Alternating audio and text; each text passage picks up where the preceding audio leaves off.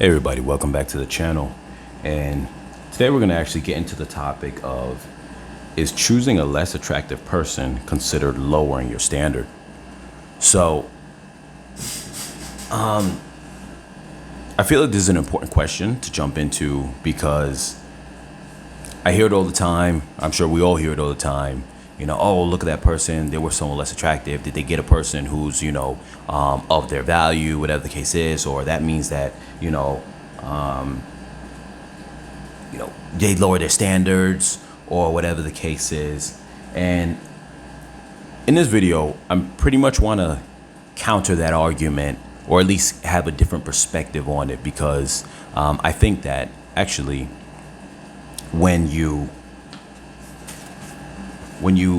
choose someone, and keep in mind, some people are not okay with, the whole ranking people and whatnot, and whatever the case is. Some people get funny about that, but let's all grow up. We're in the real world. There's a scale rating, so that way we all can understand, what someone's general value is based on like this kind of general perspective or consensus that like, hey, like if we think this person is whatever, a 5, the rest of the world probably thinks they're a 5. This is what there is. Now you're going to have some people who are going to be different, but you get the point. So we're not going to dive into those little aspects of the metrics of how we're measuring things.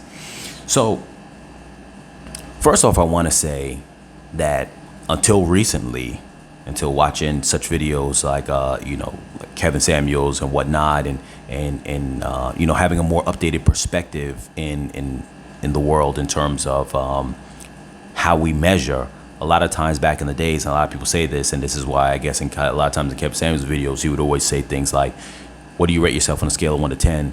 Don't say a 7.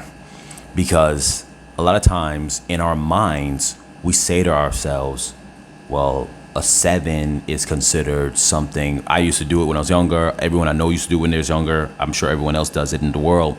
They would say, well, 7 is a little bit better than normal. So, I rate myself 7, but also what I look for in a person, I want them to at least be a 7, because a 7 is considered attractive, but not over the top.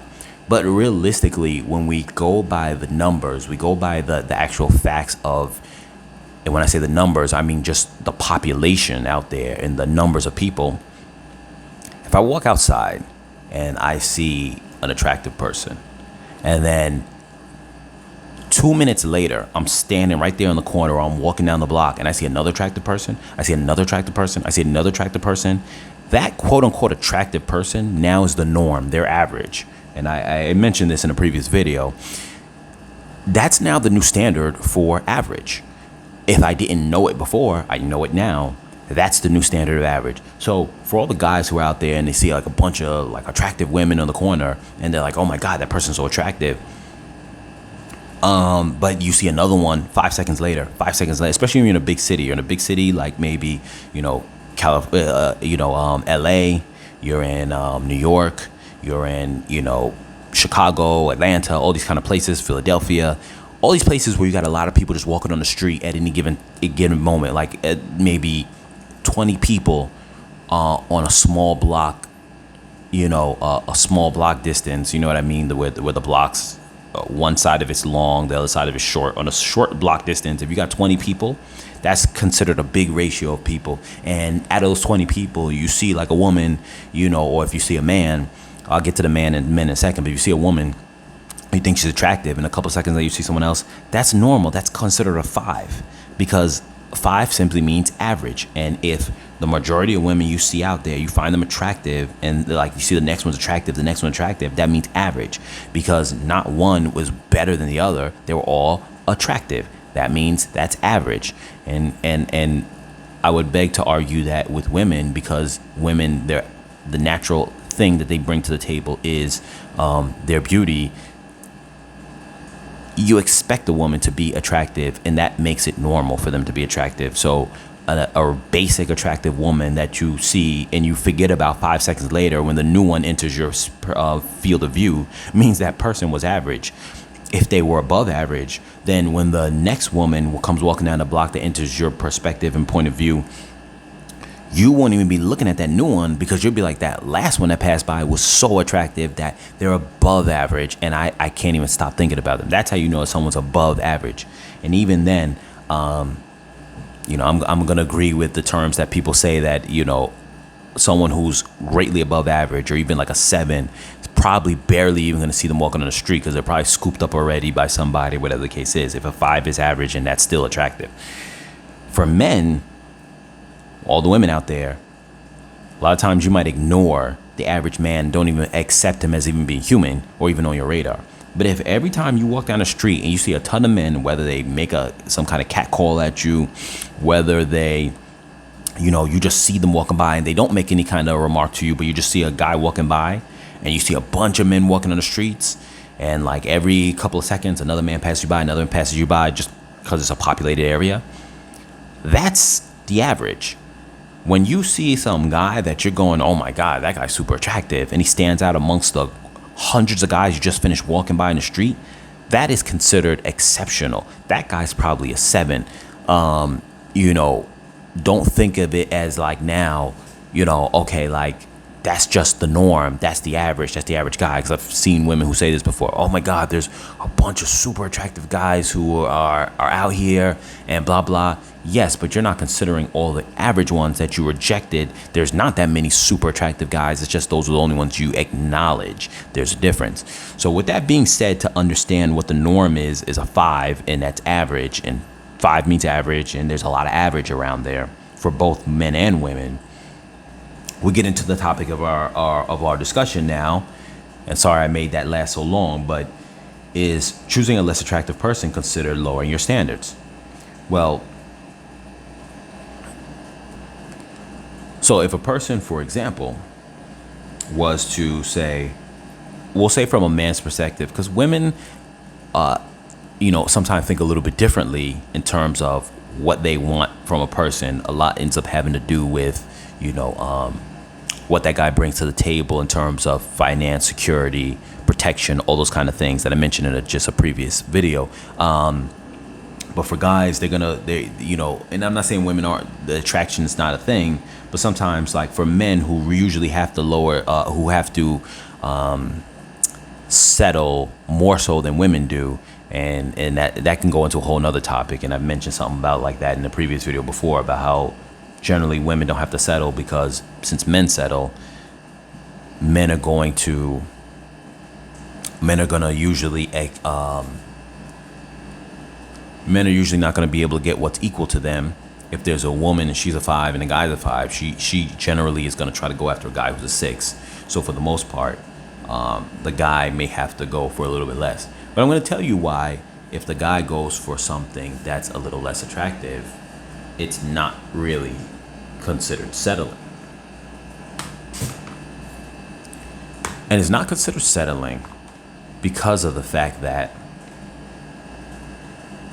the price that you pay, the social price that you pay, so it's not a financial price, but the social price. What does that mean? It's the weight of the person's time, energy. It could also be finances of what they expect you to dish out because of you're with them, but it's your energy. It's the whole totality of everything you're expending from yourself, which accumulates into, if you want to, for lack of a better word or breakdown of it, it's your stress. It's the stressors that are required of you.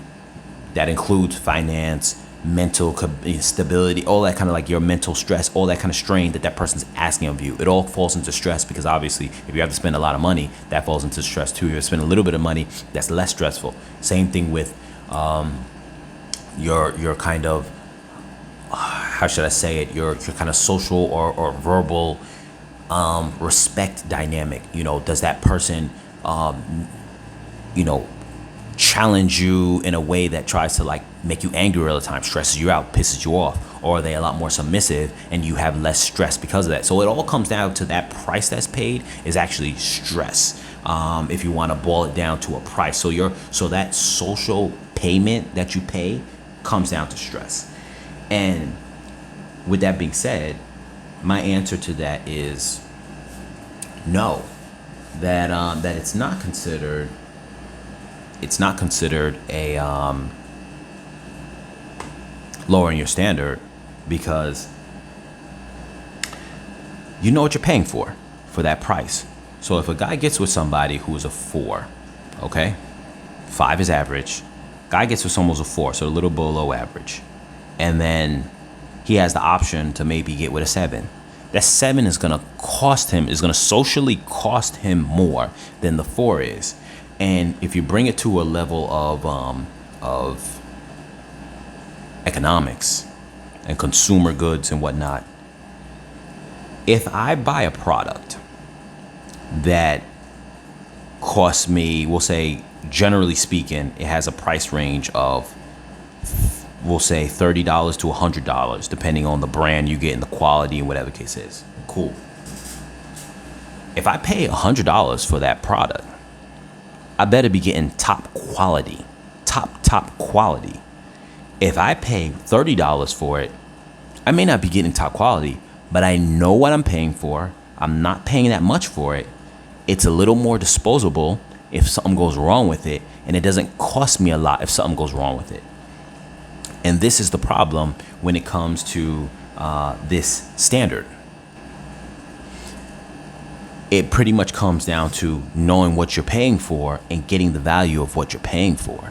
So when it comes to flipping that back to people, if a guy gets with a woman who's a 4 and she knows she's a 4, and that guy knows, okay, because of that, she's going to be a little bit more submissive. She's going to be a little bit more, compliant with his physical needs. She's going to be a little bit more of a homebody in terms of taking care of the home, because she's like, okay, I don't want to lose this guy. So, I'm trying to hold on to him. I know that he's considered socially higher than me in terms of attraction, in terms of what he brings to the table, this, that, all that kind of stuff.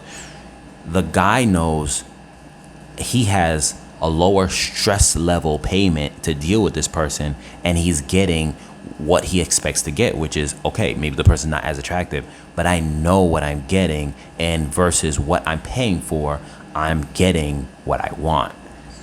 As opposed to the guy gets with a girl sometimes who is, this is would be considered bad value, or considered, I would say, lowering your standards. You're paying the price as if you're with someone who's a 7 and they're really a 5. And you're paying that stress levels for that. Now, granted, a smart guy or a guy who values himself shouldn't be paying high price for anything, regardless of what, that person's rating is. But at the same time, we all know that in the real world, that comes with the territory. And so if that guy is paying the price of an 8 or a 9 for somebody who's a 6, that's not only lowering their standards, it's a bad value. Because why is he dealing with so many headaches? Why is he dealing with so much financial burden? Why is he dealing with so much stress, so much, maybe debt, problems in his life for somebody that's not even the actual level that he's getting out of it? That's not somebody that when he walks down the street or when he's, in social gatherings, that everyone's going, oh my God, you got the greatest looking thing inside the world. For the amount of stress that's bringing him down and making him feel horrible, that shouldn't even be the case. It shouldn't even be close to each other in terms of the price that he's paying versus what he's getting in return. It should be where he's getting a lot more in return and not paying such a high price. Those two things, those two metrics should not be coming even close to each other. So when you're paying that much for something, that's crazy. So that's why it's not really necessarily lowering the guy's standards, because if he says, going back to economics and purchasing a product, if I say, well, I'm going to buy that product for $100, but the $50 version gives me all the same stuff without the nice branding on the side, then that's a horrible value. You know what I mean? That's a horrible value if I go and buy that and I'm not getting anything out of it. You know what I mean? Extra other than the branding looks nice, but I'm not getting anything out of it. Whereas, cool, I go spend $30 for that same product. It's the generic one. It's not all that great, but guess what? I know what I'm getting, and I understand the value that I'm getting. So there's no mistake in what I'm getting, and that I feel is not lowering your standards at all, because you actually know what you're getting, you know what you're paying for, versus you're paying for something and you're not getting the value out of it. That's lowering your standards. Whenever you buy something that is way too expensive, you're not getting the value of it. So that's another way to look at the perspective of if someone's lowering their standards or not.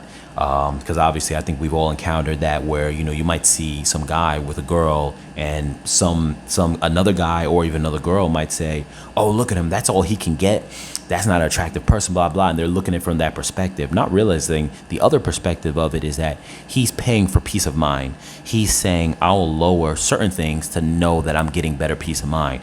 And the funny thing about it is almost all of us do that in terms of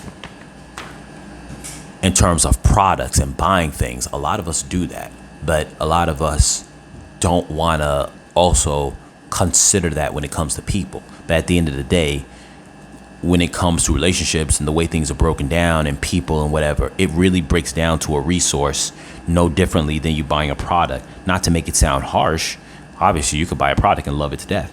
You could buy a stuffed animal and love it to death, but it's still something that you bought.